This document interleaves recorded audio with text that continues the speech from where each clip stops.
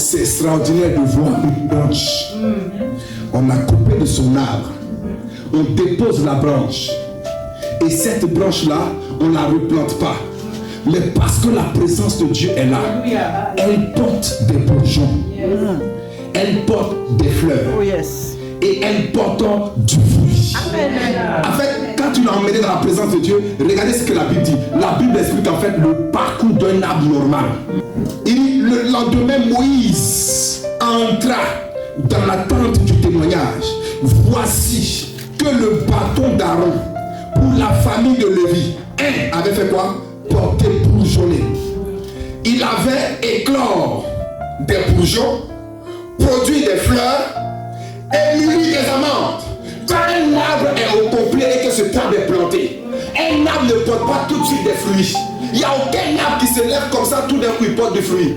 Pour qu'un arbre commence à porter du fruit, il bourgeonne d'abord. Après avoir bourgeonné, il fait quoi? Il fleurit d'abord, les bourgeons deviennent des fleurs. Et les fleurs deviennent quoi? C'est au milieu maintenant, elles s'ouvrent et puis quoi sont? Les fruits sortent.